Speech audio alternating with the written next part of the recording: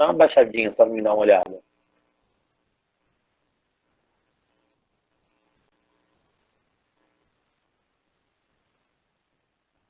Vou só abrir no PowerPoint normal, que fica melhor pra ver. Ah, sim.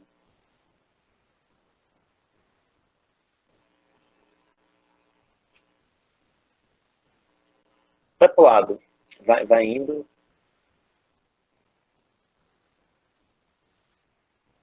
Ah, não, é aí mesmo. Pode voltar lá.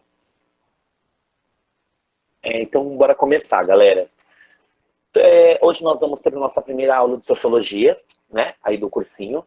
E hoje a gente vai começar a estudar sociologia, mas toda vez que a gente começa a estudar algo, nós devemos saber o que originou, né? Como foi criada, aquela determinada ciência, né, de estudo que você vai ter o prazer de estudar comigo agora. Basicamente, quando a gente inicia, né, qualquer estudo no campo da sociologia, é comum, né, você ou qualquer outra pessoa perguntar, né, o que é sociologia, né, qual o objetivo de estudo da sociologia, para que ela serve no dia a dia, né? Mas mesmo que a gente ache que essas dúvidas são completamente coisas assim, tem nada a ver com nada, é, essas indagações simples são muito importantes para o conhecimento, para a construção do conhecimento sociológico, né? A sociologia em si é a ciência que estuda o homem, né? Mas não só o homem, porque tem a antropologia também, que é a irmã da sociologia, que estuda o homem, né? A antropologia. A sociologia estuda o homem e as suas relações com a sociedade, né? Com a sociedade moderna, né? Porque a sociologia é uma ciência moderna, né? A sociologia é uma das ciências mais novas que nós temos aí, que nasceu no século XVIII. Então nós sabemos que a sociologia ela estuda não só o homem, mas estuda quais as relações dela com a sociedade, né, com a coletividade moderna. Né? Então, o que a gente vai estudar a partir de agora? O que é um conhecimento científico moderno? O que é modernidade? Quando ela surge? Né? Quais são os seus elementos? Tanto os elementos essenciais quanto os elementos cruciais. Né? E a gente começa, né, a abordar um pouquinho. Fala. Eu achei aqui.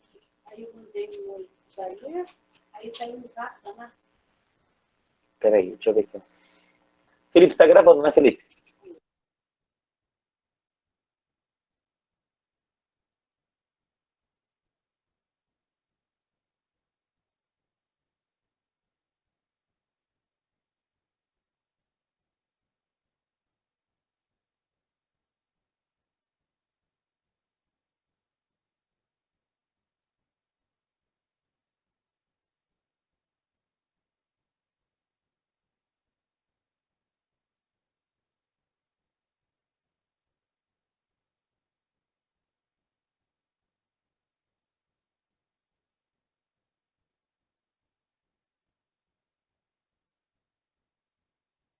Então vamos lá, galera.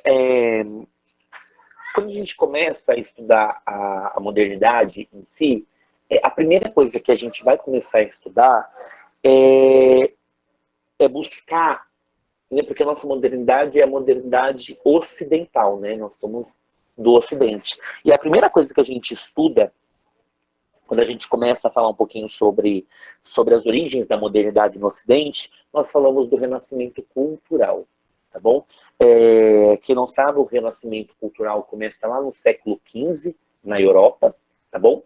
Então, no século XV, na Europa, começa o renascimento cultural. E o que acontece, né? O que é esse renascimento cultural? A gente sabe que o século XV é o século da Idade Média. Então, o que vai acontecer nesse renascimento cultural? Vai acontecer uma transição, uma mudança. Vai sair aquela sociedade medieval. O que a gente caracteriza como mundo medieval? O mundo da Idade Média, da Idade das Trevas. Nós falamos que era uma idade agrária, nós tínhamos lá o feudalismo, né? Então, a sociedade é completamente vive, né, como meio de sustento a agricultura, né, e a pecuária. Então, a gente fala que é uma sociedade rural, é uma sociedade agrária e é uma sociedade estamental, estamentos, ou seja, tem a parte nobre, tem o clero, tem os camponeses. Quando a gente fala que é uma sociedade estamental, nós estamos falando de uma sociedade estratificada. Nós estamos falando de sociedade baseada em camadas sociais. E, além disso, é uma sociedade completamente teocrática. A gente sabe que em 1500, né, a Idade Média inteira, e tanto a Idade Antiga, foi uma dos pilares da Igreja Católica. Né? A Igreja Católica Apostólica Romana nasce em Roma o cristianismo como a Igreja Católica, né? Que é instituído como uma religião oficial dos romanos, por exemplo. Então a gente sabe como a gente caracteriza. Então lembra, toda vez que você falar de idade medieval, a sociedade é agrária, sociedade estamental e sociedade teocrática. Quando a gente fala do renascimento cultural, lá na Europa no século XV, nós vamos falar que a sociedade muda. A sociedade agora não é mais medieval, agora passa para uma sociedade moderna. Né? O que é a sociedade moderna? A gente fala que agora é uma sociedade concentrada em centros urbanos, que são as cidades. Então agora a sociedade se baseia na sociedade urbana, burguesa, né? A gente tem a burguesia, a gente começa a falar sobre as primeiras relações de produção industrial. Os burgueses são os detentores, são as pessoas que têm dinheiro, são as pessoas que têm indústria, as pessoas que têm os meios de produção. Então a burguesia é a sociedade que comanda o processo de industrialização, enquanto nós temos a classe submissa, que é o proletariado, né? o operariado, as pessoas que são operárias, as pessoas que vendem a sua força de trabalho em função de um salário. Né? Então, a sociedade, naquele momento, é uma sociedade urbana, concentrada em centros urbanos. A sociedade agora é uma sociedade burguesa, né? A sociedade burguesa, a gente está falando de sociedade que é industrializada, e agora a sociedade é comercial, né? Então, tudo é baseado no comércio, na produção comercial. Então, a pessoa tem a produção industrial que ela vai comercializar para outras pessoas. Então, essa é a sociedade moderna, tá? Clarice, quando a gente fala de sociedade teocrática, sociedade baseada em direitos, né, em fundamentos divinos.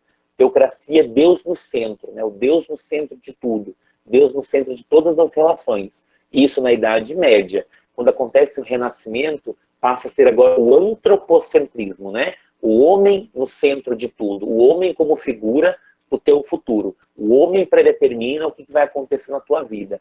Então, é uma mudança, né, da sociedade média, que é teocrática, para uma sociedade moderna que é antropocêntrica, né? Então tem a mudança do teocentrismo para o antropocentrismo, tá bom? Então é isso que eu quero entender, que eu quero que vocês entendam.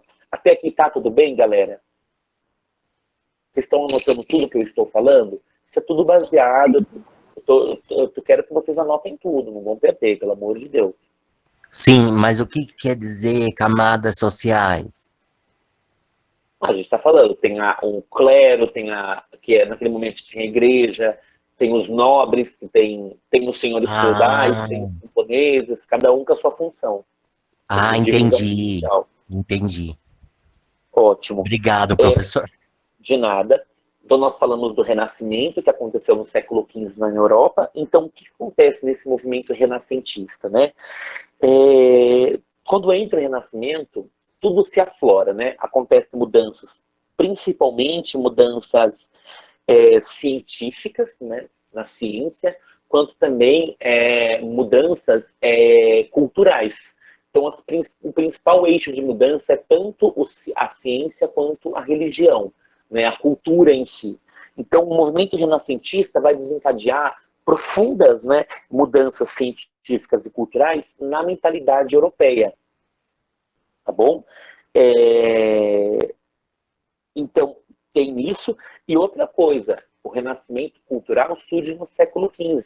Porém, né, nós já tínhamos outros tipos de renascimento. Se você lembra da história, lá no século XII já aconteceu o renascimento comercial e urbano.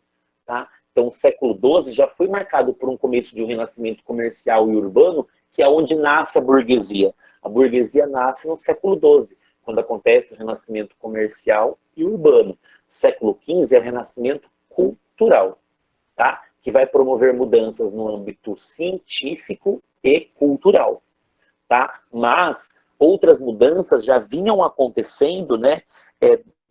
Principalmente econômicas, desde o século XII na Europa, quando acontece o renascimento comercial e o renascimento urbano, tá? Já surge a partir desse momento, lá no século XII, tá? Então, nesses processos, né, de renovação, não, já tinha burguesia desde quando começou a cidade, né? Depois das cruzadas que acontecem naquelas feiras, já tinham comerciantes, já tinham burgueses ali, tá? Então já é um processo anterior à Revolução. É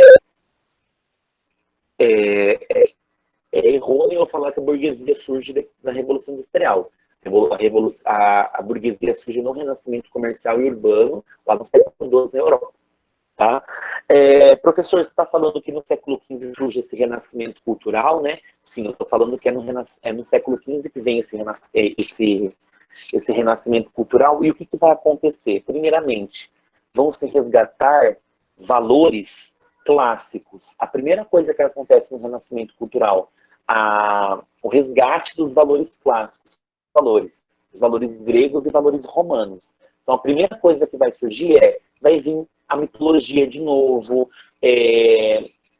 a arte, né, tanto a arte quanto a arquitetura, a literatura grega e romana começa a ser estudada de novo. Então, a primeira coisa que acontece no renascimento cultural, no século XV, é resgatar esses valores clássicos, os valores gregos e romanos. O que acontece isso? A gente fala que é o humanismo, né? É o humanismo. O humanismo é quando acontece esse renascimento cultural no século XV. É paralelo. O humanismo nasce nesse momento, no século XV também. Tá? O humanismo vai trazer de novo o quê? Vai trazer o ser humano especulativo, aquele ser humano que sempre gosta de perguntar. Vai nascer o ser humano de novo, racional, a racionalidade, o racionalismo vai acompanhar o humanismo. O homem agora não pensa mais em Deus só, o homem pensa nele mesmo, então é um valor individual, o homem trazendo o valor antropocêntrico no humanismo, né? E todos esses valores, eles entram em choque com a Idade Média, né? Porque a Idade Média prega tudo o contrário, né? Prega os valores cristãos, os valores da Igreja Católica. Tá? Então, aonde nós falamos que a modernidade, né, a Idade Moderna nasce? A Idade Moderna nasce nessa transição do feudalismo para o sistema econômico capitalismo. Tá? Então, toda vez que a gente falar sobre modernidade, as origens da modernidade em si vão ser da transição entre o feudalismo, né, para o capitalismo, que vai ter uma ruptura muito grande com esses valores medievais, com esses valores da Idade Média. Até aqui, tá tudo bem? Sim, o Adam Smith, ele apareceu nessa época, quando Não, a economia, ou não, quando não. ele inventou a O Adam economia. Smith, não, o Adam Smith já entra depois. O liberalismo econômico já entra depois do capitalismo. Ah, Depois. entendi. Tá? Galerinha do chat, tá tudo bem aí? Galerinha do áudio, tudo jóia? Deu para entender? Estão anotando as informações? Tudo certo. Sim. Sim, Eu sim. entendo um pouco desse assunto porque eu estudei num curso que eu fiz. Aí eu estudei horrores sobre isso. Emily Amo. Durkheim, Max Weber. Ótimo. Então, gente, a gente está falando do renascimento cultural, né? A gente pode falar sobre alguns nomes, né? No campo artístico, quem nasce de novo? Leonardo da Vinci, Michelangelo, né? São os dois principais expoentes no campo artístico no renascimento cultural do século XV, tá? Então, no campo artístico vem Leonardo da Vinci e Michelangelo. No campo científico, quem que vem? Nicolau Copérnico e Galileu Galilei. Tá? São os grandes expoentes, principalmente no campo astronômico. Mas no campo científico, vem Nicolau Copérnico, né? E vem o Galileu Galilei. Tá bom? Na filosofia, os principais, né, os dois principais expoentes no Renascimento, quem vem é Thomas More, não Thomas Moros, né, não Thomas More, Thomas Moros e o Nicolau Maquiavel. Tá? São os dois principais filósofos que nascem no Renascimento Cultural. O Thomas Moros e o Nicolau Maquiavel. Tá? São obras filosóficas modernas, que a gente pode falar que é a filosofia moderna já. Tá? Então, são os 6 principais nomes que a gente falou aí. Leonardo da Vinci e Michelangelo no campo artístico, Copérnico e Galileu Galilei no campo científico, e no campo filosófico, Thomas Moros e Nicolau Maquiavel. Tá bom? Outra coisa que a gente pode falar que fortaleceu, né, a modernidade, que, né, outros fatores históricos que a gente pode falar, é quando acontece o período de expansão marítima, né? No século XVI, tanto no século XV quanto no século XVI, por exemplo, o descobrimento da América, o descobrimento das Índias, né? O descobrimento, por exemplo, do Cabo das Tormentas. Então, outro fator que evidenciou bastante a modernidade foi a expansão marítima europeia. Né? Os europeus, principalmente os portugueses, holandeses, espanhóis, começam a navegar perante o mar para descobrir outras terras. Então, a gente fala que esse momento é o momento de expansão marítima europeia. Acontece no século XV e no século XVI. Né? Então, eles querem buscar outros territórios, buscar outros produtos para comercializar. Todos esses processos são para ganhar dinheiro, é para enriquecimento da nação. Tá? Então, Portugal vai atrás, por exemplo, das Índias e atrás da América, né? Que no caso o Brasil, por exemplo, para enriquecimento da coroa portuguesa. Né? A Espanha e a Holanda, os ingleses, a França, a mesma coisa. Todos esses processos marítimos, de expansão marítima, era tanto para ocupar novas colônias, quanto também para enriquecer, né, a metrópole, a capital que eles queriam, né, a sua nação. Eles queriam o enriquecimento da sua nação. Né? Então, eles queriam buscar outras coisas novas, né? Conhecer outras coisas que eram desconhecidas, né? Conhecer outros valores, outros territórios, outros povos, outras culturas, né? Outras riquezas. E outra coisa que a gente pode falar que também ajudou na construção da modernidade foi no século XVI as reformas religiosas, principalmente a reforma protestante e a contra-reforma. Reforma protestante marcada por Martinho Lutero, né, lá em 1517, mas teve também um movimento contrário, que foi a Contra-Reforma, que foi feita pela Igreja Católica. Então, essas reformas religiosas que aconteceram no século XVI também ajudaram a fortalecer a modernidade. Tá? Eles quebraram. O que aconteceu nessa reforma religiosa? Principalmente a reforma protestante. Eles buscam quebrar a hegemonia da Igreja Católica, né, porque a Igreja Católica comandava o cristianismo todo. A partir desse momento vai surgir o luteranismo, o calvinismo, o protestantismo, tá? Então vão surgir outras religiões que vão compor o corpo cristiânico, tá bom? Então as reformas religiosas do século XVI, principalmente, eles buscam, como principal fator, quebrar a hegemonia que a Igreja Católica tinha comandando o cristianismo, tá bom? Outra coisa também que ajuda no fortalecimento da modernidade é o começo das revoluções, né? Principalmente lá no século XVII, quando surge a Revolução Científica, né? Então, a Revolução Científica, que era já uma revolução de conhecimento, surge no século XVII, né? Grandes filósofos, grandes matemáticos que estavam liderando essa revolução. Quem que lidera a revolução, por exemplo, do século XVII? Galileu Galilei, René Descartes, né? E tem aquela frase, né? Cogito ergo sum, penso, logo existo, né? E também é um dos expoentes para o plano cartesiano da matemática. Tem Francis Bacon, né? Tem Johannes Kepler, com as leis de Kepler para a física. Tem Isaac Newton, né? As 3 leis de Isaac Newton, né? Que tem aí a primeira, a segunda e a terceira lei de Newton, que estuda assim, dinâmica. Então, a revolução científica é uma revolução de cunho científico, de conhecimento, liderados por esses grandes nomes, que eles buscavam o quê? Revolucionar o conhecimento científico, né?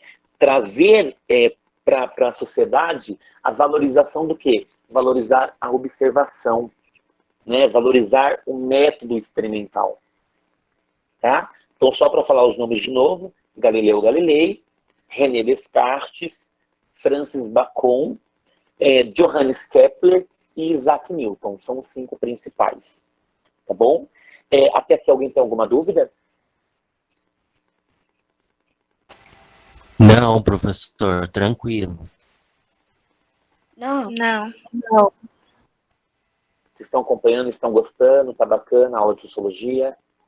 Ah, eu tô Sim. amando, né? Muito bom. Isso é bom. Então, galera, ao mesmo tempo que vai acontecer esse desenvolvimento, acontece o que acontece de importante também nesses meios termos? O desenvolvimento do capitalismo, né? O capitalismo moderno. Ok? Então, eles estavam buscando a consolidação do capitalismo, que é um sistema social e um sistema econômico. A gente fala que é um sistema socioeconômico, né, que é o capitalismo. Então, é nesse momento que o capitalismo tenta se fortificar, né? Lembrando, o que o capitalismo pensa? As duas coisas que ele mais valoriza, que o comércio se desenvolva, né, e sempre buscar o lucro. Então, ele quer tanto que o comércio se enriqueça e se desenvolva, né, se mutualize, quanto também querem buscar, né, sempre a valorização pelo lucro. Tá bom? Deixa eu ler as perguntas aí. Tem 2 perguntas. Professor, pode marcar o nome?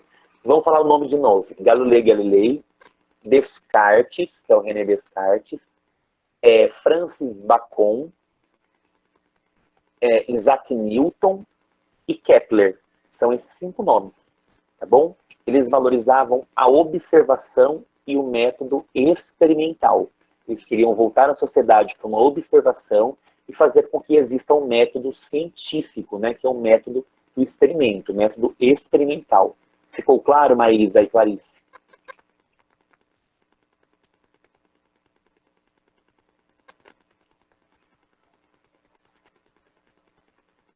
Ótimo.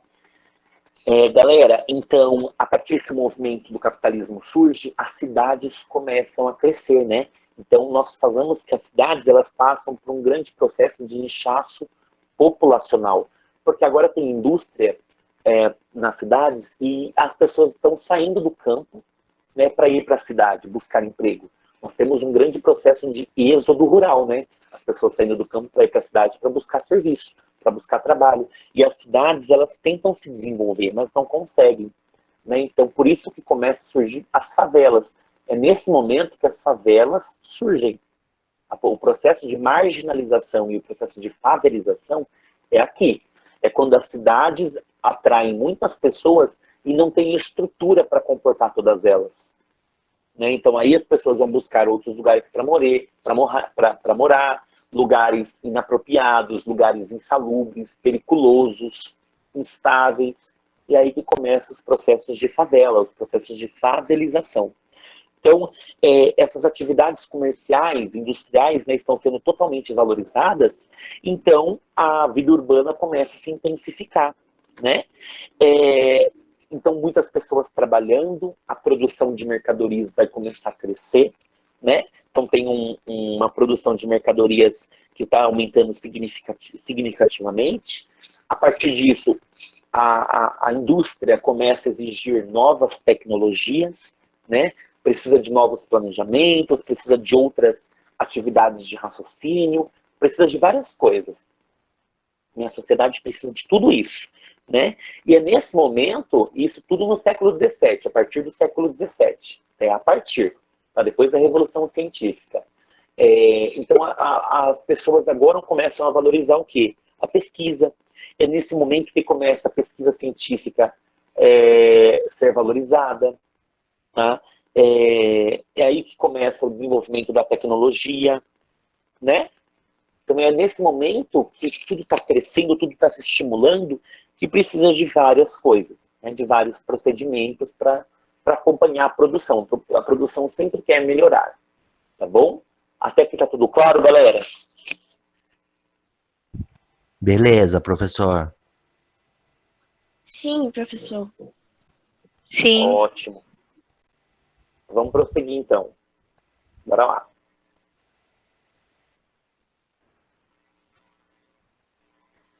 Pode pular.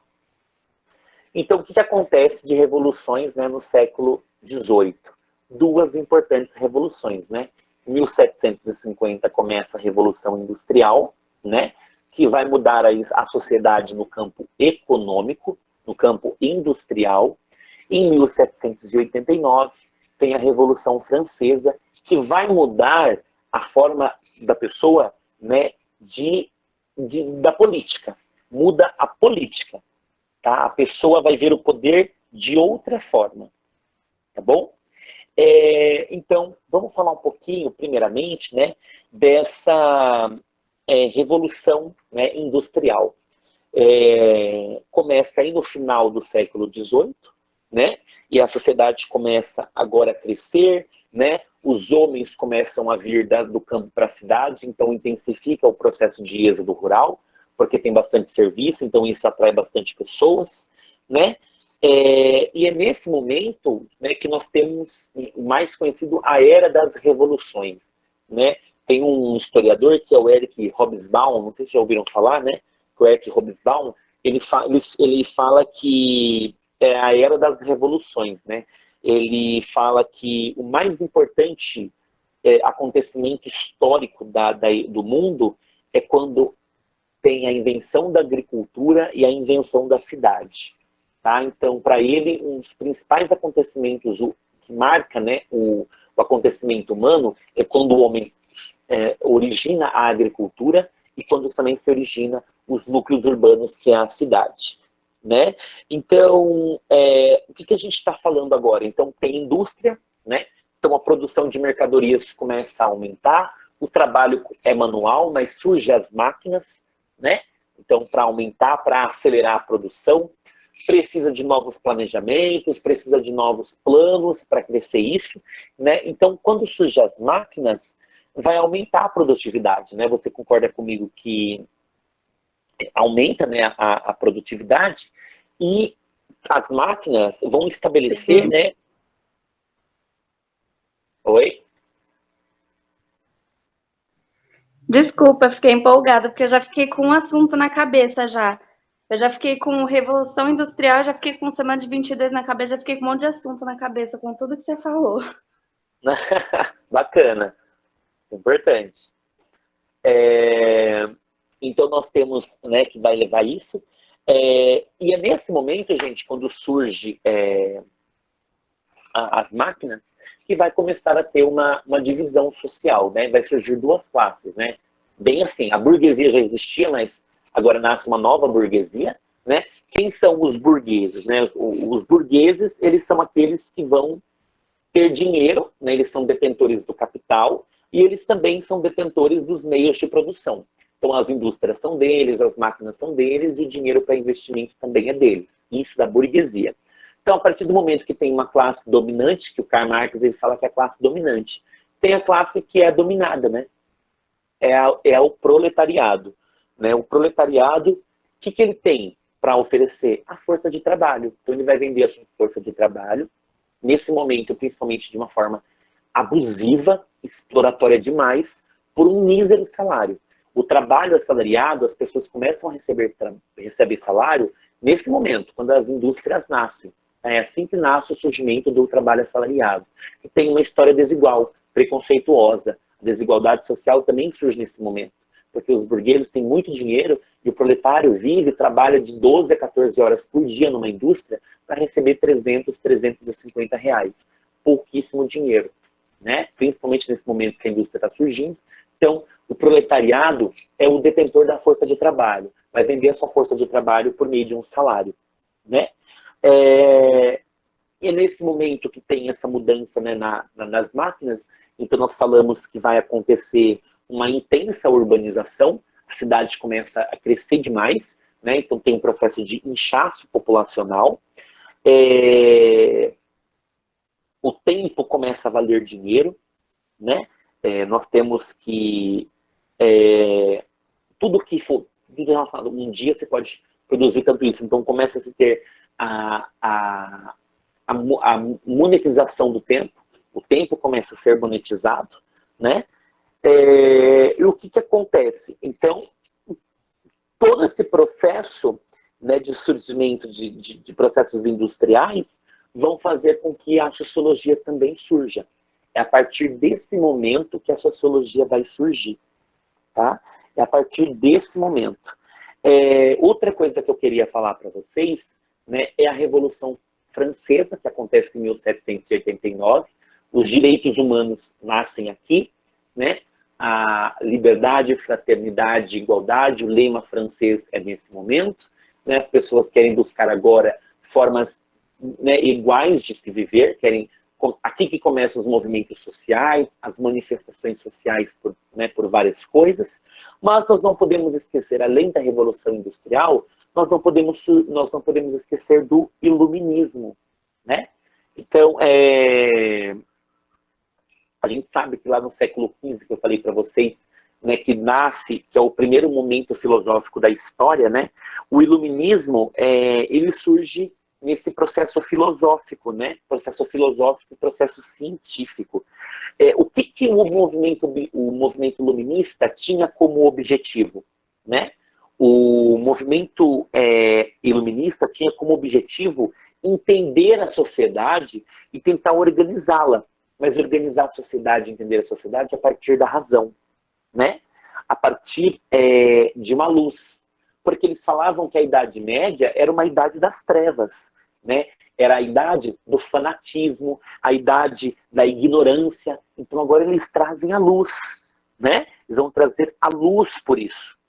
Vão trazer a luz para iluminar e para afastar isso da sociedade. Eles querem utilizar tudo por meio da razão, né? Nós chamamos o iluminismo, algumas literaturas, como a ilustração ou como o esclarecimento, né? Os alemães utilizam muito o termo, né, de esclarecimento, que é o Aufklärung, né, que é o esclarecimento.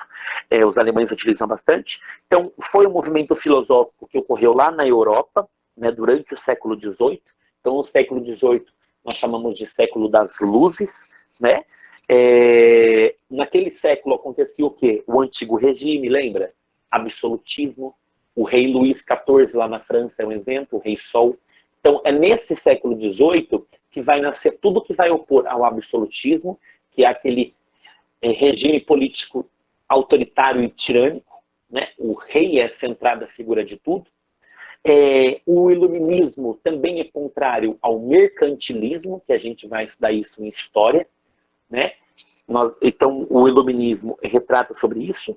Outra coisa, o iluminismo também é contra a sociedade aristocrática, contra a sociedade rica, né? Aristocrática, aristocracia, cracia do grego, kratos vem de poder, arísticos, né, do grego vem governo dos ricos, então, ou seja, governo dos poucos, só quem tinha dinheiro que governava. O iluminismo é contrário a essa sociedade aristocrática e também o iluminismo é contrário à religiosidade cristã católica que a Igreja Católica vinha pregando desde a Roma, né, desde o final da Idade Antiga, né? Então, os 4 principais coisas que o iluminismo era contra, lá no século XVIII, que é o século das luzes: absolutismo, né?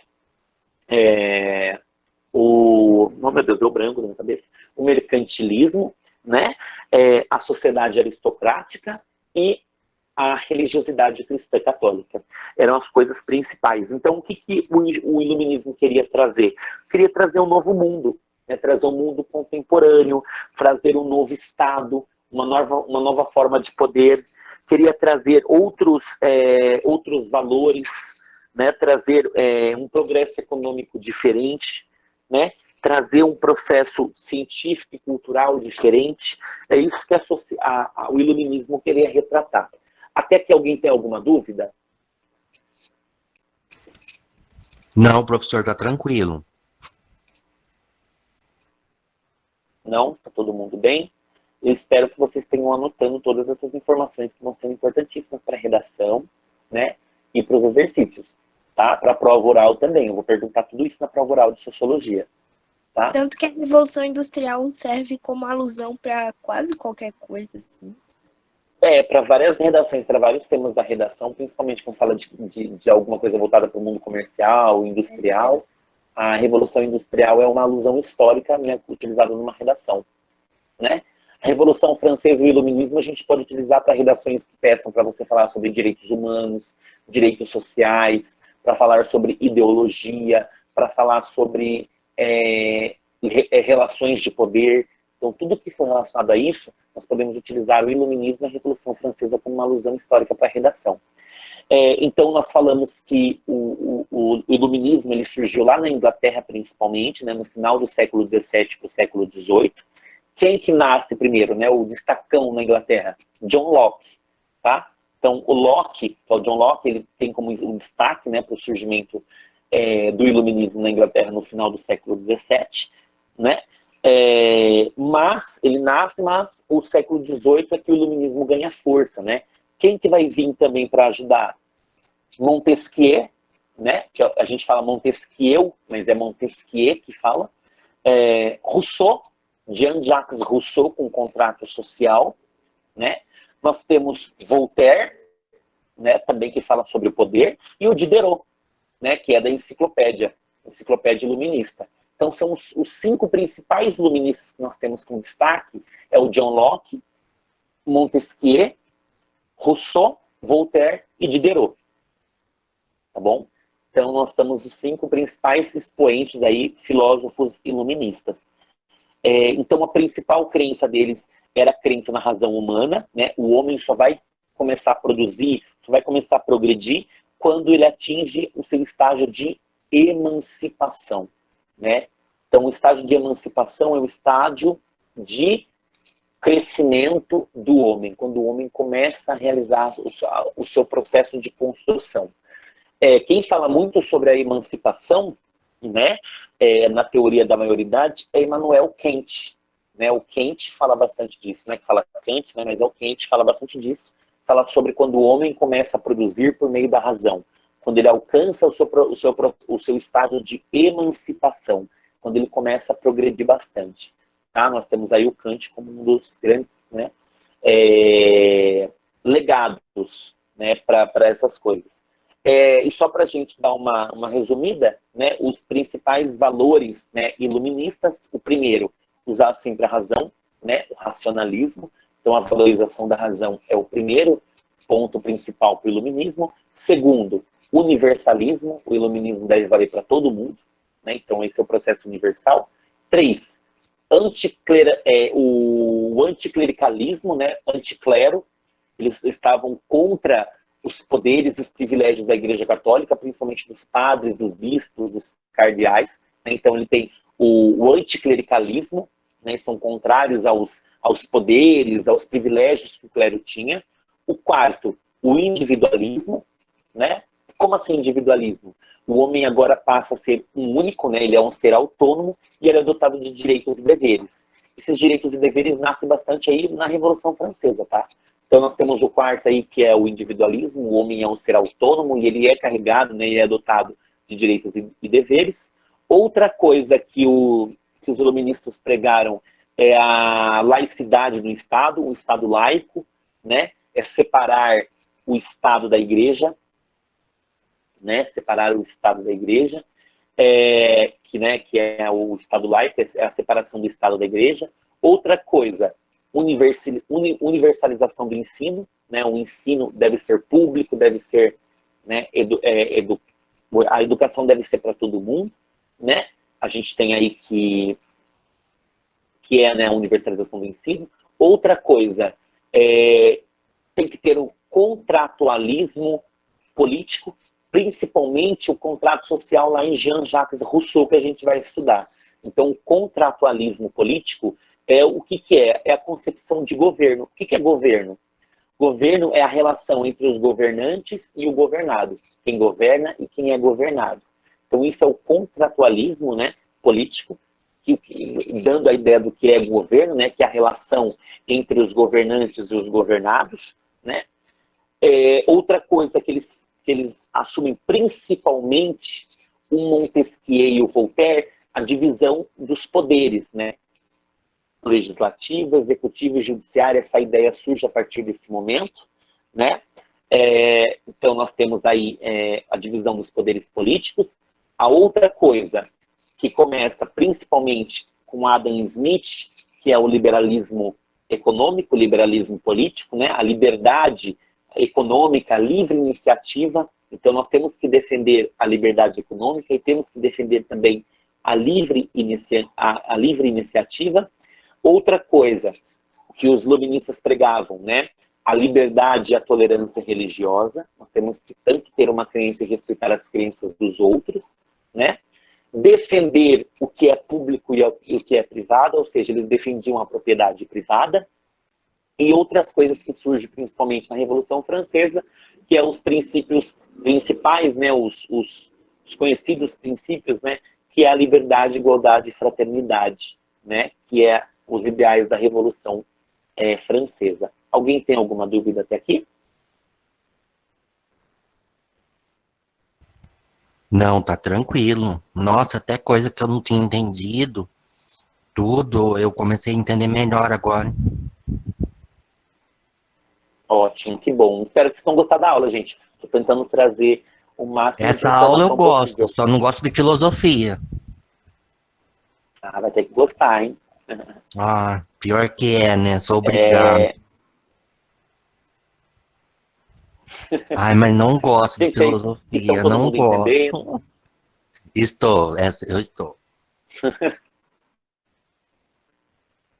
Professor, o que o Adam Smith defendia, né? Ele defendia a propriedade privada, a livre iniciativa, o Estado não intervir na economia, né? Então, são coisas que a gente vai estar um pouquinho mais no liberalismo econômico, né? A gente vê mais isso, mas ele defende o liberalismo econômico. Sócrates é nessa época ou não, professor?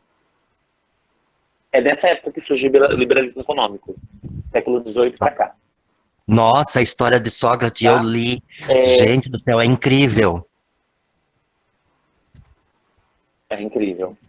É incrível. Ele foi morto por ele ser homossexual pela corte, pelo rei, e ele foi envenenado.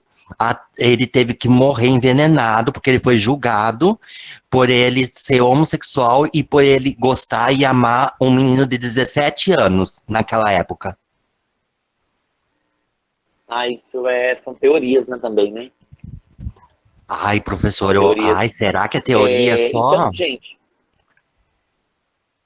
não sei, né? Tudo que a gente requerete a idade antiga, bem antiga, é difícil de falar, né? Ter certeza totalmente, né? Não duvido nada.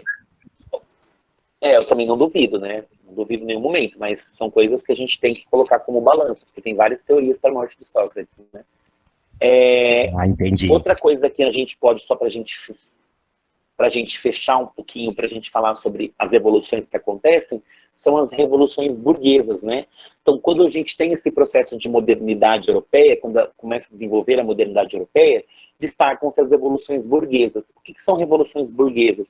São revoluções que vão ser comandadas por comerciantes, por banqueiros, por profissionais liberais. Então, são processos revolucionários que são comandados por grupos burgueses. Então, isso é chamado de revolução burguesa. Tá? Quais são as primeiras revoluções burguesas que nós temos na história, por exemplo? A primeira, na Europa, foi a Revolução de Aves, que a gente vai falar na formação do Reino de Portugal. Então, a Revolução de Aves, eu acho que foi de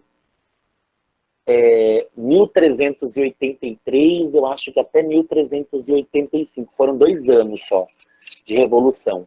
Se eu não me engano, é isso. Se estiver errado, me corrija. Mas a Revolução de Aves, eu acho que foi entre 1383 até 1385. Alguém pode pesquisar aí rapidinho? Se a Revolução de Aves foi sobre esse tempo mesmo? 1383 a 1385, acho que foram só 2 anos mesmo. Pelo que eu me recordo na cabeça, né?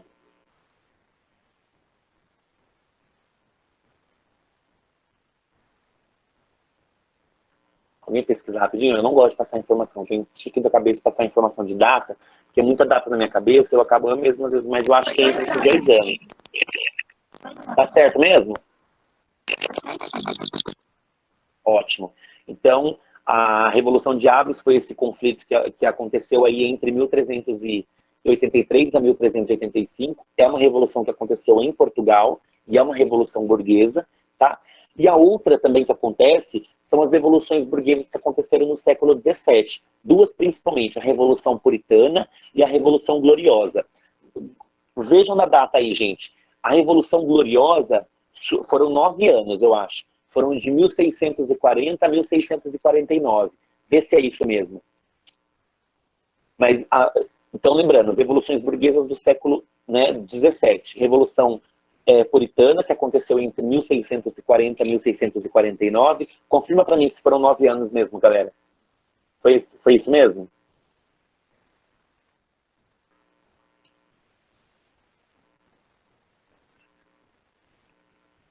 A Gloriosa tá falando que é de 88 até 89. Não, a Puritana. A Puritana. A Puritana. Ai, estou fazendo errado. A Revolução Puritana. 1640 a 1649. A Puritana, desculpa, eu falei errado. A primeira foi a Puritana. Vê se é a mesma. 9 anos. 1640 até 1648. Ah, tá. Fim de 48 para início de 49. Foram 8 anos, 9 anos. Isso mesmo. Então, a primeira revolução burguesa que aconteceu no século XVII foi a Revolução Gloriosa, a Revolução Puritana, que aconteceu de 1640 a 1649. E nós tivemos a outra, que é a Revolução Gloriosa, né? Que foi de 1688 até 1689. 3 aninhos de revolução. A Revolução de Aves, para quem não sabe, foi quando inicia a montagem do Estado, né, o primeiro Estado nacional, primeiro Estado moderno nacional, que foi o Estado português. Tá? Então, centralizou, né, os poderes na mão de um rei, né, e combateu os antigos poderes da nobreza feudal. Né? E tanto a Revolução Puritana quanto a Revolução Gloriosa, eles combateram o absolutismo que aconteceu na Inglaterra. Então, eles combatiam o absolutismo monárquico que aconteceu na Inglaterra, instaurando a primeira monarquia parlamentar do continente. Tá bom? Então, todas elas, gente, aconteceu entre o século XVII. Mas a mais importante foi essa daí de 1789, né, a mais emblemática de todas, que foi a Revolução Burguesa, né? Que trouxeram, né, várias transformações políticas e sociais para a sociedade. E o que derruba principalmente? Derruba o antigo regime da Europa. Tá? Então, instaura-se o processo de Revolução Francesa, que é a derrubada do antigo regime. Tá bom? O que se tinha no antigo regime? Tinha os processos autoritários, né? A sociedade era aristocrática, tinha estamentos, né? A sociedade tinha camada social. Então, era um estado absolutismo porque tinha a raiz medieval, né? Tinha essas raízes medieval. Então, a burguesia, a Revolução Francesa vem para quebrar todos esses paradigmas. E a primeira coisa que a Revolução Francesa traz para marcar bastante isso é o grande documento que é a Declaração dos Direitos do Homem e do Cidadão, que é um dos direitos que a ONU é baseada. Né? Então, é a Declaração dos Direitos do Homem e do Cidadão. Tá bom? Então, é isso que a Revolução Francesa traz como um grande benefício, né, para a sociedade. Tudo bem até aqui, galera? Ficou tudo claro? Tudo certo. Sim, professor. Bastante informação, tá dando bastante anotação aí? 5 folhas já. Oh, glória a Deus. Eu imagino, mas são todas coisas que vão ajudar vocês. Podem prestar atenção, aulas completas são as melhores aulas, são as aulas que vão trazer para vocês conhecimento exacerbado, tá? Pode pular essa, então, Ellen. Nós falamos, então, da Revolução Industrial já, né? Pode pular essa parte. Pode pular. Não, pode voltar, volta lá rapidinho. Gente, só para a gente falar da Revolução Industrial, as consequências, né? O que vai acontecer como consequência? Surge mais uma camada social, que é o operariado, que a gente chama de proletários, né? Surge a consciência de classe. O que é consciência de classe? A consciência de classe é um conceito marxista. É uma filosofia, uma doutrina marxista. O que diz? Você, proletário, se toca você está sendo explorado, você está sendo possuído pela mão dos burgueses. Se toca, cara, vamos revoltar, entendeu? Vamos fazer uma greve, vamos fazer coisa ficar zica, vamos estourar o pau, vamos queimar o pau, vamos para cima desses burgueses pilantra. A consciência de classe é quando você toma consciência de que você está sendo explorado e você começa a lutar pelos seus direitos. Isso é um conceito marxista que a gente vai falar um pouco na aula de Karl Marx. Tá? Outra coisa, é a partir desse momento que temos a formação das associações e dos sindicatos dos trabalhadores. Os operários começam a se reunir em coletivo e surge a formação das associações e dos sindicatos reivindicando melhores condições de trabalho, melhores salários, melhores condições de vida, porque vocês querem enriquecer em cima da gente, mas vocês não querem dar o básico para nós viver? Que porra é essa? O que está acontecendo no Brasil? Né? Então vamos se tocar, caramba. A gente te enriquece, burguês pilantra. Né? Se toca aí, cara. Custa você dar uma condição de vida para mim e para minha família? Né? E outra coisa que surge, né, tudo em cima disso, a burguesia enriquecendo, né, o enriquecimento da burguesia.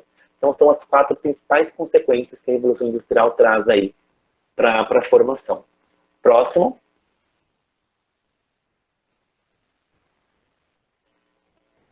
Ai, ele arrasou, Max. Nossa, ele arrasou. Sim. Gente, a Revolução Francesa, como eu disse para vocês, ele traz uma nova vertente de governar, então novas relações de poder, traz a ideia de democracia, tá? Tanto a representativa como a participativa, os 2 tipos de democracia, governo do povo, pelo povo.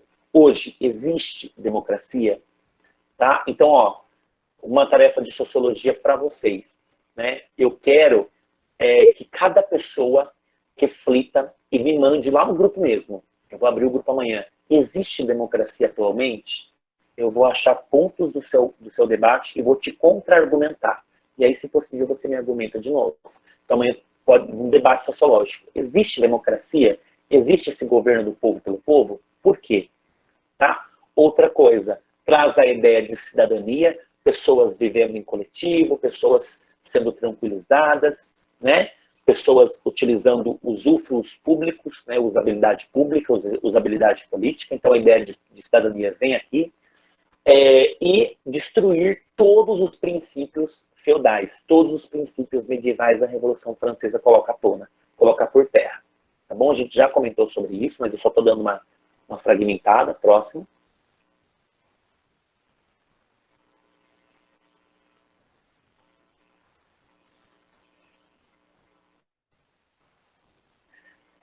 As consequências de todas essas revoluções, vai acontecer desordem, né? Vai ter crise. Pessoas agora estão se rebelando, estão lutando pelos seus direitos, né? E o que vai surgir agora? O grande positivismo. Surge as ideias de Saint-Simon e Augusto Comte. Vamos estudar um pouco sobre positivismo, então? Bora lá. Próximo. Então, o que é o cientificismo? Primeiramente, cientificismo é quando você crê no poder dominante, então a crença no poder dominante e na ciência. Então é a crença absoluta e dominante na ciência, tá? Na razão, né? Você quer conhecer a realidade, você quer, mas você pesquisa, você explora, você experimenta antes. Isso é um processo de cientificismo, que dá a ideia de positivismo. Por quê? Porque os positivistas, que foi a primeira forma de pensamento social, de pensamento sociológico e filosófico, diz assim, para uma sociedade ou para uma pessoa crescer na vida, para ela obter sucesso, ela tem que ter metodologia científica. Ela tem que utilizar a ciência em benefício dela. Senão, ela não vai crescer. Senão, ela não vai evoluir. Então, quando a gente fala de positivismo, vocês vão sempre lembrar que está completamente atrelado às ideias da ciência. O positivismo é uma ciência científica, uma ciência completamente voltada para a razão. Tá bom? Vamos começar então. Próximo. A concepção científica, a cientificista do positivismo. Justificativa ideológica da superioridade cultural europeia. Positivismo é uma corrente filosófica e sociológica preconceituosa, tá bom? preconceituosa. Pensa no Augusto Comte como um Hitler naquela época, tá?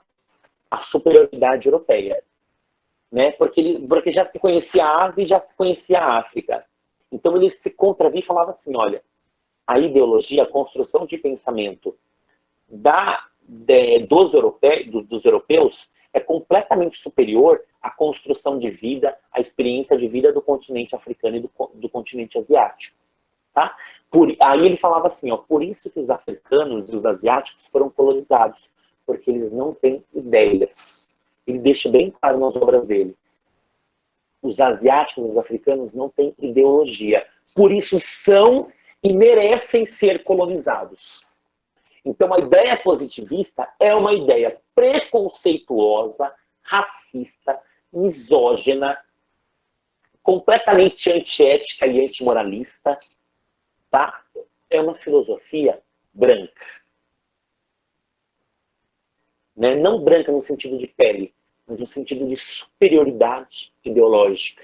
Ele justificava que o europeu, ele explorava, ele colonizava porque ele tem superioridade. A Ásia e a África não tem. Por isso é que merecem e são colonizados. Tá bom? Até aqui tá tudo bem, galera? Sim, professor, tranquilo. Ótimo. Vamos prosseguir, então. Olha o positivismo aí, galera. O positivismo é um conceito que possui distintos significados. Então, o positivismo é uma corrente tanto filosófica quanto sociológica, tá? Do século XIX e outras do século XX, tá? Então, o positivismo é uma ciência do século XIX, é uma corrente, né, científica do século XIX e do século XX, tá? Desde o seu início, o Augusto Comte, na primeira metade do século XIX até o século XXI, o sentido da palavra vai mudar, tá bom? Então, ocorreu bastante sentidos, né, bastante diferentes sentidos. Nesse sentido, existem correntes subalternas ao positivismo. Por exemplo, existe o positivismo jurídico, que é do Hans Kelsen, né? Existe o positivismo lógico, né? Então, existem vários positivismos que se basearam no positivismo de Augusto Comte, tá? Então, é só isso que eu queria que vocês entendessem. Então, existe o positivismo jurídico, o positivismo religioso, o positivismo lógico, tá bom? Tudo bem até aqui, galera? Sim. Sim. Ótimo. Então, vamos prosseguir, então. As ideias básicas do positivismo, né? O método geral do positivismo consiste na observação do fenômeno. Primeiro, tá? Todo método positivista utiliza o método científico. Tudo você se observa. Antes de você falar alguma coisa, você observou isso antes, você estudou isso antes, você analisou isso antes. Então, o positivismo é completamente atrelado às ideias de método científico. Eu observo, eu experimento, eu dou hipóteses, eu formulo leis, eu formulo novas ciências. Então, o método geral do positivismo consiste na ciência em si, consiste na formação de um método científico. Tá? Então, o positivismo, para a gente falar a verdade, ele deriva do iluminismo. Né? A gente pode falar que é uma doutrina filosófica, no campo filosófico, o positivismo ele derivou do iluminismo. Né? Antes de Augusto Comte, principalmente, a gente pode falar que no campo filosófico, o positivismo ele surge lá com o filósofo Condorcet, tá? Que era um filósofo lá da enciclopédia, um filósofo enciclopédico. Tá? Então, nós já tínhamos, né, o Condorcet, que era um filósofo positivista. Então, antes de Augusto Comte dar a sucinta, falar, ó, formou agora, então, mas o Condorcet já se tinha, né, mas foi o Augusto Comte aí que nasceu em 798 e morreu em 1857, graças a Deus, né, um cara safado. Então, é a partir do surgimento do Augusto Comte que ele pega, que ele emite, se torna o positivismo uma escola filosófica, né? Para quem não sabe, o Comte era um matemático, ele era formado em noções da matemática, né? Ele depois fez filosofia, né? Fez literatura europeia. Ele era um grande, ele tinha estudo, né? Ele era um burguês, tá? Ele provinha de família rica, para quem não sabe, tá? Então, só para mim falar para vocês aí. Ele frequentou, para vocês terem noção, a École de Paris, né? A Politécnica de Paris, que a gente, né? Ele formou que era só que era magnata, que era rico, que frequentava a École de Paris, né? A École Polytechnique de Paris, tá? 2. Opunha-se ao racionalismo e ao idealismo, né, por meio da promoção do primado da experiência sensível, a única capaz de produzir a partir de dados concretos, positivos e verdadeira ciência na concepção positivista. Ele opõe-se ao racionalismo e ao idealismo alemão. Para quem não sabe, o idealismo é aquela corrente que fala assim, olha, eu vou esperar o que vai acontecer na minha vida. Tá? É como, vou falar o português claro, é como um cristão que não ora e fala, Deus vai prover na minha vida. Fala, glória a Deus, aleluia, mas não faz nada para mudar nada. Faz só cagada no dia e fala assim, vai vir. Estou esperando, estou na glória, a benção. Né? Mas não faz nada. Pensa, é isso. O idealismo é uma corrente mutável, estável, estagnada, estática. Vai acontecer. O tempo vai modificar a minha vida. O tempo vai trazer as coisas na minha vida. Né? Nossa, se eu fosse esperar o tempo trazer as coisas na minha vida, eu estava hoje comendo com os cachorrinhos, né? Nas praças de Piracicaba, por exemplo. Né? Então, isso, ele opõe-se ao esse idealismo e ele opõe, né, ao racionalismo, que é a forma apenas da razão. Não é só usar a razão, é também, porque o racionalismo é utilizar a razão, mas o positivismo é utilizar a razão e praticar ela. Tá? Então não é só usar, é pôr ela em prática. É pôr ela em prática. Tá? 3. Nega qualquer atributo teológico ou metafísico, não existe Deus, né, no processo de desenvolvimento de uma pessoa, no desenvolvimento de uma instituição, no desenvolvimento de um país. Né? Ele nega qualquer atributo teológico ou metafísico, tá? Ele nega, né? Ele utiliza apenas o mundo material, né, o mundo físico. Ele fala, para você ter desenvolvimento, você tem que pôr a mão em massa. Você não pode só ficar pedindo a Deus e utilizando entidades divinas para acolher o teu pedido e você, assim, progredir. Então, para você alcançar o sucesso, ele vai negar qualquer tipo de atribuição teológica ou metafísica. Tá? 4. Ele nega à ciência qualquer possibilidade de investigar a causa dos fenômenos naturais e sociais. Ele não quer ficar pensando em leis físicas, em leis químicas, em leis matemáticas. Não. Para ele, física, química, matemática, biologia é inútil. Para ele é uma bosta. Ele deixa bem claro isso. Ele não estuda nenhum fenômeno natural e social. Para ele, tudo isso aqui é besteira. É mesquinha, é pesquisa inútil. Para ele quer estudar as leis. Ele quer descobrir, estudar as leis físicas, leis que acontecem, que eu vejo acontecer. Os fenômenos observáveis, aqueles que eu consigo observar. Tá? O que eu consigo. Ok? Só para mim colocar como dado aí para vocês, lá em 1830, que surge o primeiro curso, né? O primeiro livro do curso de filosofia positivista, né? Filosofia positiva. Então, lá em 1830, que surge, né, o primeiro curso de filosofia positiva. Olha que nome bonito, olha. Curso de filosofia, né, de filosofia positiva. Olha que chique, ó. Quem disse que eu não sei falar um francesinho, né? Não sei falar nada. Eu vi lá bonita, achei nem sei se estou falando certo. Tá, mas em 1830 surge o primeiro volume, né, do Manual de Filosofia Positiva. Tá bom? Vocês entenderam os 4 principais atributos aos ideais positivistas, galera? Todo mundo entendeu? Sim, professor. Sim. Eles eram um nojo. Eram uns cuzão.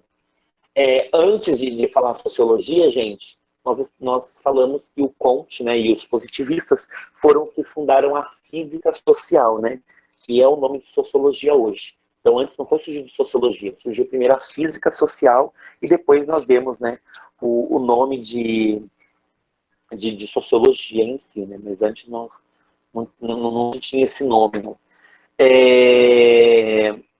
Posso prosseguir, então? Posso lá, galera?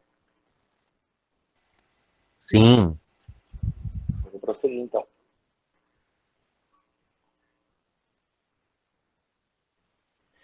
Galera, agora só para a gente falar, olha para você ver que o próprio Comte, né, alguns sociólogos hoje, eles dizem, principalmente os brasileiros, falam que o Augusto Comte era um tão cuzão, era um cara tão ramelão na missão, ele era um ramela, pensa num cara ramela, era um ramelão, que ele falava que as ciências naturais não, né, eram inúteis, né, que era uma grande bosta, uma grande merda. Só que o positivismo sociológico que ele criou, ele aplicava as leis naturais nos fenômenos sociais. Ele aplicava. Ele aplicava a química, a física, a matemática, a biologia, que ele chamava de inútil, na sociedade. Olha que lindo. Olha que cuzão que ele é. Né? Xingar a ciência e depois utilizá-la. Né? Então nós falamos que o Comte foi um sociólogo perturbado, hipócrita, ramelão. Né? A hipocrisia no nome da sociologia é ramelagem. Ele era um ramelão. Né? Você vai colocar na sua prova que ele é um ramelão? Não. Porque se eu colocar ramelão é você, de ter usado a palavra ramelão do professor Henrique. Tá? Ramelão aqui. Então, toda vez que eu falar coach, você vai pensar, era um ramelão. Você vai pensar, você não vai escrever na sua prova. Porque se eu pegar na sua prova ramelão, eu vou ramelar na sua nota e vou colocar um 0 de ramelagem. Tá bom? Ok? Vamos prosseguir então.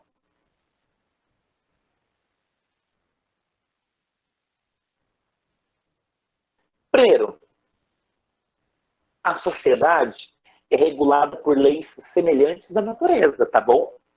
Mas são leis que não mudam, tá? São leis invariáveis e são leis independentes de Deus.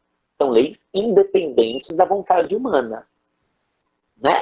Então, na sociedade, se tem que ter uma ordem natural. Então, as leis químicas, físicas, biológicas, matemáticas podem ser empregadas na sociedade. Porém, quem manda é a sociedade, não são essas merdas dessas leis, palavras deles, tá bom? Não é a minha palavra, não. Porque quem me conhece sabe que eu amo química, física, biologia e matemática. Sem elas eu não vivo, tá? Então, a sociedade é regulada por essas leis, semelhantes à natureza. Essas leis devem ser invariáveis, não devem mudar, e devem ser independentes da vontade do homem, tá bom? Então, deve haver na sociedade uma ordem de natureza, uma ordem natural. Ok? Próximo.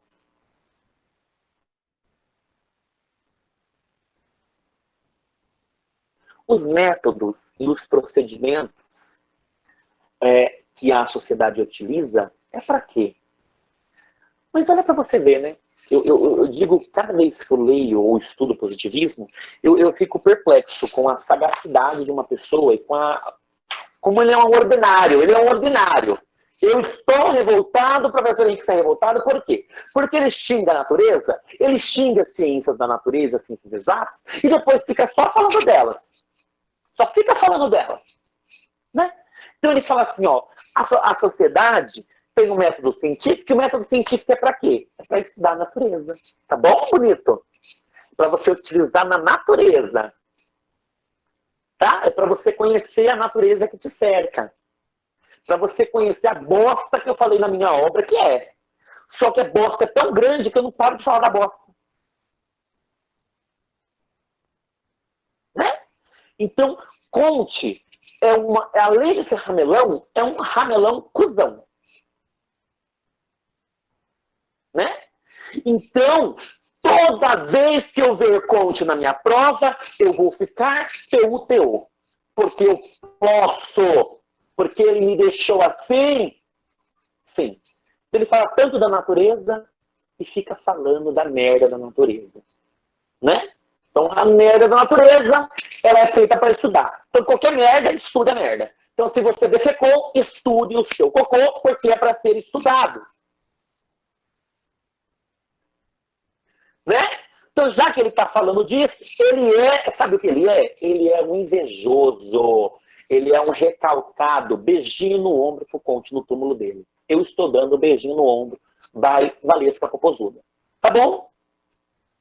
Então, prosseguimos. Não, pode colocar essa no YouTube, não vai acabar nada. Quero ver. Ninguém vai me barrar, né? Ninguém vai me barrar de falar o quanto eu estou... Morri. entristecido estudando Conte. Eu tenho esse direito. Eu sou um professor que baseia-se em ciência. E a minha ciência ficar emputecida. É isso aí. Ele vinha pegar no meu pé, já que ele tá falando tanto de merda, eu vou pegar a merda do meu cachorro e vou tacar na cara dele. Tanto que ele falou, bota, eu vou tacar. Se ele vir puxar meu pé, deixa aí. Olha aí, gente. A outra regra do positivismo sociológico também é baseado na merda, tá? Ó, da mesma maneira que a ciência da natureza são ciências neutras, são ciências objetivas, né? São ciências livres de ideias, né? A ciência humana, né, também tem que ser a mesma coisa. As ciências sociais, as ciências humanas, devem ser neutras, né? Devem ser diretas, devem ser livres de ideias, devem ser livres de juízos de valor e preconceito. Nossa, o cara fala que deve ser livre de preconceito, mas o cara é mais preconceituoso ainda, né? Puta que pariu, né? Se esse Conte estivesse vivo, eu daria um tapa na cara dele do Bolsonaro. Eu tenho esse direito. Então, 3. As ciências humanas têm que ser igual à ciência matemática, ciência física, química e biológica. Devem ser ciências neutras, devem ser ciências objetivas, devem ser ciências livres de ideologia, tá bom? Devem ser livres de preconceito. Então, na prova que eu dar para você de sociologia, você vai colocar assim, ó, professor, todas as respostas é merda. Você vai me dar certo? Sim. 10 na sua prova, só se escrever merda em cada linha da prova. Tá bom? Mentira. Se você colocar merda, então eu vou colocar lá na nota. Merda é a sua nota. Tá bom? Vamos lá.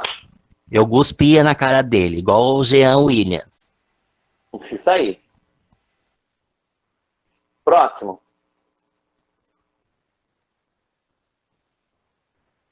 Os precursores do positivismo sejam os maiores preconceituosos que se tem. É o Sam Simon, que também não era nem pior, era pior que o Conte. Pensa um cara pior que o Conte 10 vezes, o Sam Simon, tá? Ele era preconceituoso tudo, e por cima, falava do homossexualismo, era um homofóbico, e quando morreu, tinha indício nas obras que ele era um puto safado, porque ele ia atrás de homem, ele era casado e ia atrás de homem para satisfazer os seus desejos, tá bom? Isso daí se chama enrustido, ele era um hétero enrustido. Ele era uma mona quietinha. Olha a cara dele, a cara de safado que ele tem, as duas caras de safado, dois caras de safado. Fala tanto dos outros e procura um né? Tudo ramelão. Tudo,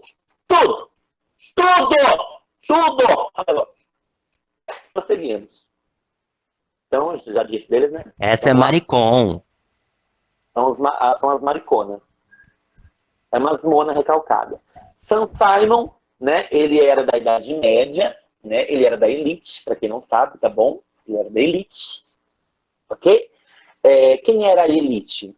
Para ele eram os sacerdotes, ou seja, para ele os sacerdotes eram da Igreja Católica e os senhores feudais eram os donos dos feudos, né? Os sacerdotes eles tinham como função o quê? Criar normas, né? Os sacerdotes criavam normas religiosas, normas divinas, né? Isso aí na Idade Média. Lá na Idade Média, como era? Então tinha a ordem, tinha a elite, né? A elite era quem? Os sacerdotes e os senhores feudais. Os sacerdotes criavam as normas religiosas, os senhores feudais impunham essas normas, né? Criavam normas de convivência social, e o que o servo fazia? Obedecia, tá? Você camponesa, você vai obedecer se você toma um tapão no meio da tua cara, tá? Obedece, trabalha para mim. Na Idade Moderna, olha como que ele falava, né? Só tem elite.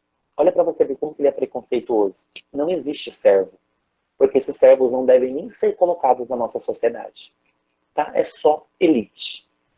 Tá? Sam Simon dizia que na Idade Moderna não tinha trabalhador. Trabalhador não era da sociedade. A sociedade era uma elite, que eram os cientistas e os industriais. Os industriais eram os burgueses, tá? Então os cientistas criavam as normas e os industriais, que eram os burgueses, colocavam essas normas em prática para os seus trabalhadores. Tá? O trabalhador não fazia parte da sociedade Sam Simon. Tá bom? Tudo bem até aqui, galera? Ele é da época da Violante. De Chica da Silva. Vamos prosseguir. Olha aí, ó, os operários, eles não faziam parte da sociedade, tá? Mas nós todos sabemos que naquela época existiam operários, né? Os operários eles obedeciam, tá? Mas para Sam Simon, eles não faziam parte da sociedade em si, Tá? Eram meros excluídos. Tá? Vamos lá, então. Próximo. Para o safadão do Augusto Comte, que era um discípulo de Saint Simon, ele busca explicar os fenômenos sociais, assim como a merda explica o órgão e as funções do organismo, porque biologia para ele era merda, né? Então biologia é uma coisa que merda para ele. Então ele busca explicar os fenômenos sociais, o Saint Simon, e ele vê a necessidade do homem agir segundo o seu conhecimento, tá? Da sua experiência de vida. Tá? Eles dependem do que ele conhece. Depende da natureza, depende da sociedade, depende da merda. Tá? Então, para Saint Simon, você depende da merda e você depende do conhecimento que você tem para você viver. Tá bom? Coisas que a gente já falou um pouquinho sobre. Vamos lá, então? A partir desses princípios, o Comte vai criar a lei dos 3 estados, tá bom? Ele faz uma classificação. O que é a lei dos 3 estados, né? Ele faz uma classificação das ciências antes da sociologia, tá bom? Então, essa lei dos 3 estados é antes da sociologia. E o que ele vai buscar? Ele vai buscar da sociedade industrial, né?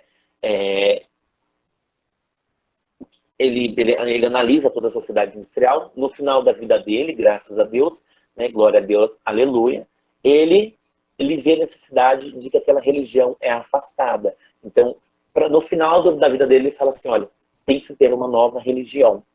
Tá? E outra coisa, o positivismo foi muito forte, foi relevante no Brasil no século XIX. Por isso que o Brasil hoje é uma merda. Por isso que surge merda, como as merdas que estão aí no nosso mundo.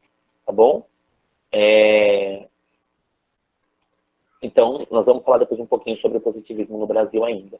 Então, ele formula a lei dos 3 estados antes do nascimento da sociologia. Ele vai analisar a sociedade industrial da sua época. E quando ele morre, antes de morrer, ele fala assim, olha, tem que iniciar uma nova religião. Tá bom? Próximo. A lei dos 3 estados é composto do estado teológico, do estado metafísico e do estado positivo. O estado teológico, esse primeiro, né, para a gente começar, né, nessa lei dos 3 estados, a humanidade passa por esses 3 estados, tá bom? Então, para Comte, né, haveria um estado teológico, né, um estado metafísico, um estado positivo, ou até mesmo um estado científico, né? Tanto o teológico quanto o metafísico, esses 2 primeiros, partem de um processo de evolução, tá? São partes necessárias para a evolução, tá? E outra coisa, olha aí, ó, olha para você ver. O teológico metafísico, ele participa da evolução. Quando essa evolução surge, o teológico metafísico extingue. Ele fala, olha, apaga da história. O único que vai ser o fodão é o último estágio. O positivo que tem da plena disposição de continuar na humanidade. Então, olha para você ver, ele usa a teologia e ele usa a metafísica. Depois que ele usa isso, ele fala assim, olha, para mim, então, já que eu estudei, não vale mais bosta nenhuma. A religião e a filosofia não valem mais para nada. O que vale é a ciência. Então, para ele, depois que a religião e a filosofia cumprem o seu papel para estudar a ciência, eles devem deixar de existir na humanidade, tá? Abordando apenas a ciência. Tá? Então, gente, nós chamamos, né, que o positivismo, ele é a consagração da cientificidade, né? O ser humano, ele domina a ciência, ele domina a sociedade, o ser humano domina a natureza. Para ele é isso. Para ele, o ser humano é um papão, né? Então, pro Comte, é um papão, né? O homem é o centrão de tudo, o homem faz tudo, né? Vamos falar um pouquinho do primeiro estágio, então, que é o estágio teológico.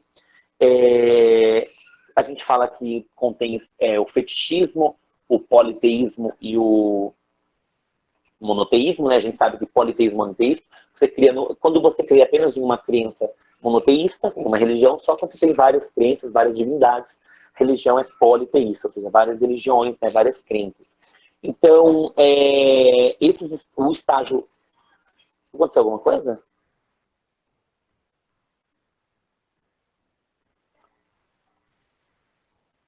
A Ellen saiu? A minha irmã desligou o computador sem querer. Eu vou ligar de novo. Peraí. Ah, sem problema. Acontece. Acontece. Irmã é assim. As irmãs são as irmãs. Ela arrancou da tomada o negócio. Ô, menina, hein? Ô, glória. Vamos esperar um pouquinho, então. Ana Carrejo, tá aí? Tá aí. Não tá. Natália, já tira um print aí de quem tá participando da nossa aulinha aí, tá? Manda pra mim lá, por favor. Quem não sabe, gente, a Ana e a Natália são as nossas coordenadoras pedagógicas, tá? Elas vão ajudar aí no processo da...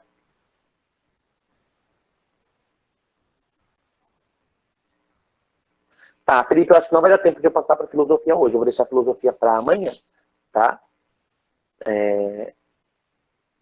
Mas eu só vou terminar a filosofia e a gente amanhã inicia com filosofia já. A primeira matéria vai ser filosofia.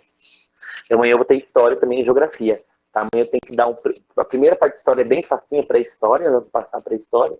E tem a geografia, que a gente vai falar um pouquinho sobre orientação de mapas, projeções cartográficas, pontos cardeais, essas coisinhas aí também, fuso horário.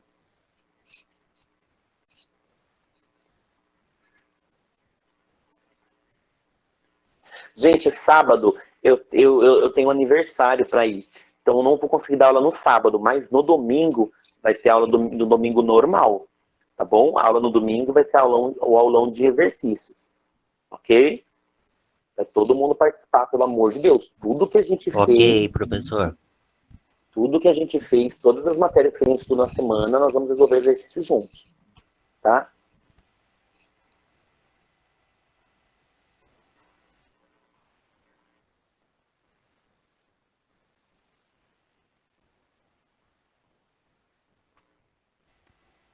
Professor, Oi? já teve inglês e espanhol?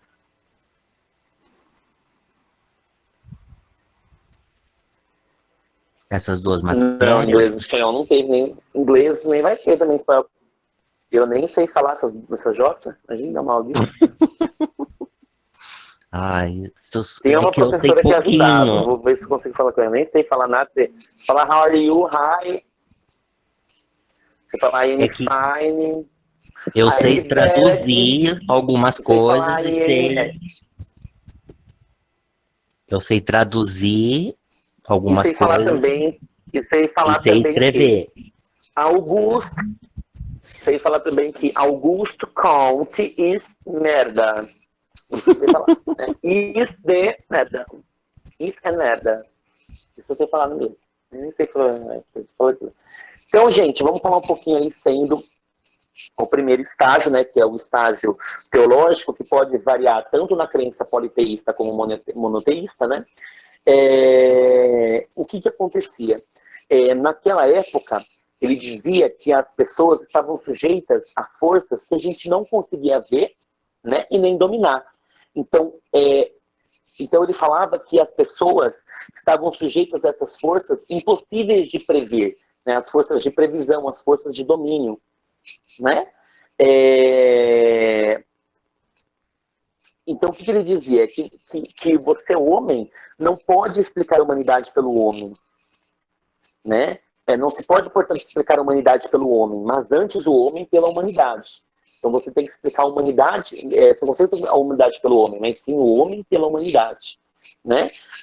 Essa parte de religiosa, né, estava a ver com a imaginação, com a religião. Né? O homem é baseado na religião nesse momento, né? Todas as suas crenças são voltadas para Deus, então se Deus permite, você faz, se Deus permite, você não faz. Né? Então, basicamente, essa ideia, né, do estágio teológico, né, que tem o predomínio aí da imaginação. Então, o mundo para ele o mundo vai ser compreendido por meio da atuação dos deuses, por meio dos espíritos, né?